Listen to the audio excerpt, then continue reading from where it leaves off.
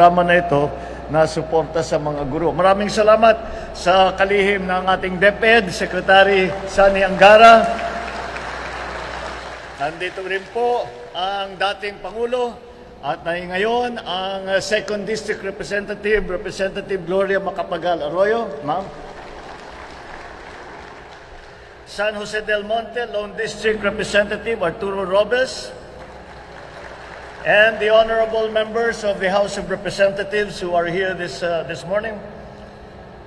Bulacan Provincial Governor Dan Fernando, who also deserves our congratulations dahil napakarami ang nabanggit niyang programa na isinasagawa dito sa kanilang lalawigan. Congratulations with that, Gov. San Jose del Monte City, Mayor Rida Robes and the other local government officials.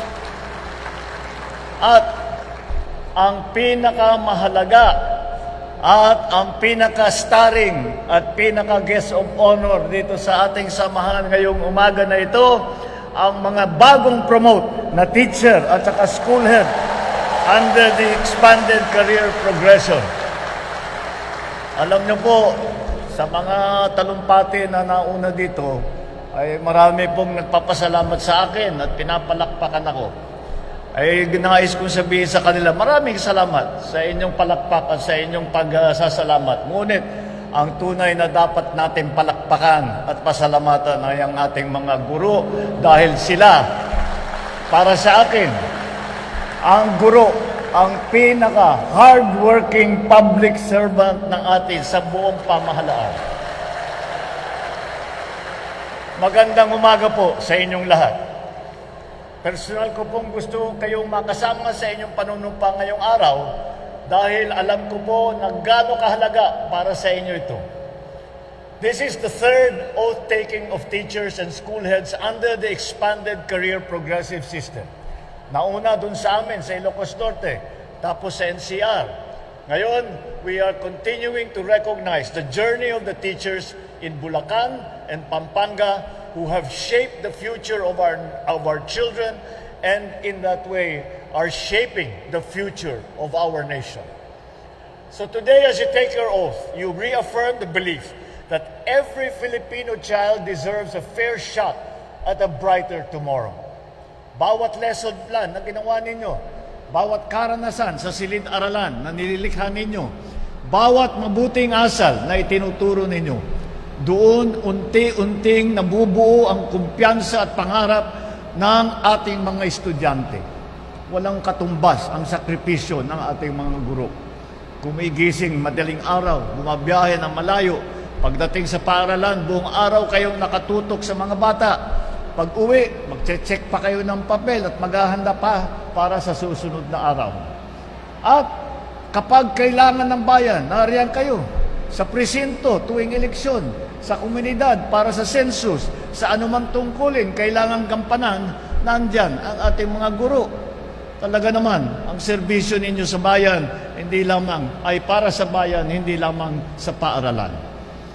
Sa loob ng matagal na panahon, meron sa inyo ang nawalan na ng pag-asa na mapopromote pa.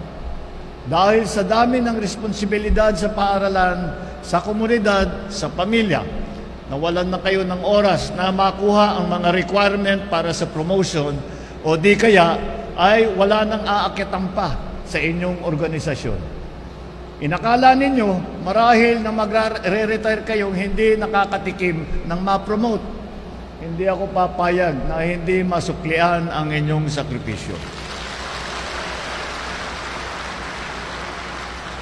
Kaya gumagawa tayo ng mga hakbang upang marami pang guro ang tumaas ang posisyon at kagaya ng aking ipinangako, walang sino man na teacher ang magre-retire na teacher 1. I have always believed that the true measure of a nation's progress is the kind of future that we prepare for our youth.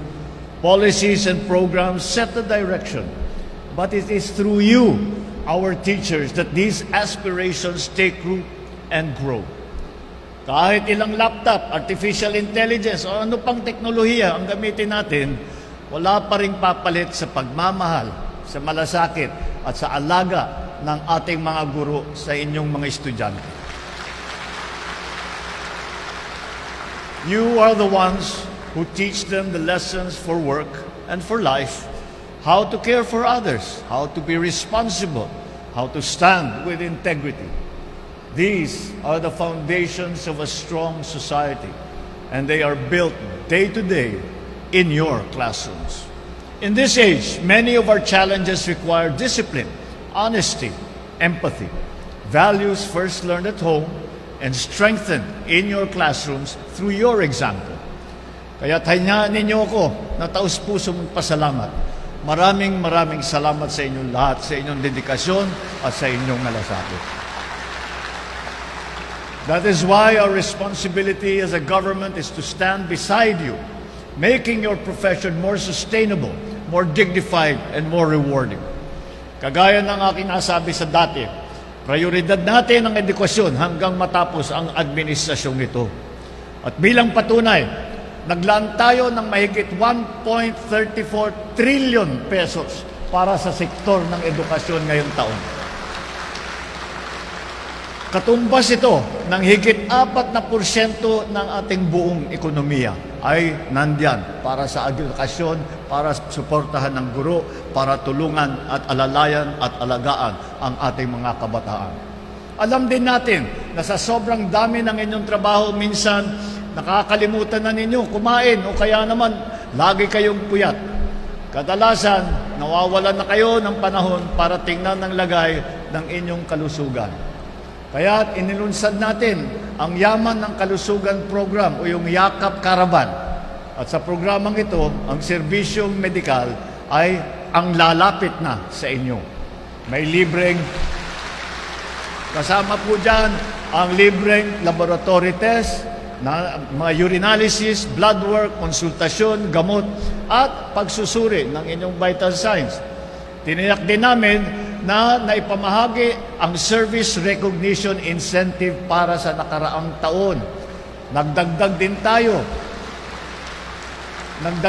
tayo ng 7.37 billion pesos para makatanggap ng benepisyo ang lahat ng kwalipikadong guro. Bukod pa rito, naibigay na rin ang 10,000 teaching allowance para sa school year 2025 at 2026. Pati na rin ang 7,000 pisong medical allowance simula noong 2025. Patuloy din natin pinalalawak ang oportunidad para sa promosyon ng mga guro sa pamamagitan ng pagbubukas ng mas maraming senior position. After all, when our teachers are supported, our students are better served, and our nation moves forward with greater confidence. As you assume a new position today, I hope you carry with you the faces of the students who look up to you, the parents who entrust their children to your care, and the communities that believe in the difference that you make in their lives every single day. Teach not only knowledge, but empathy, not only skills, but character. Because long after the lessons are over, what your students will remember most is how you made them believe in themselves. And that, more than anything else, is how a nation is truly transformed. Congratulations po sa inyong lahat.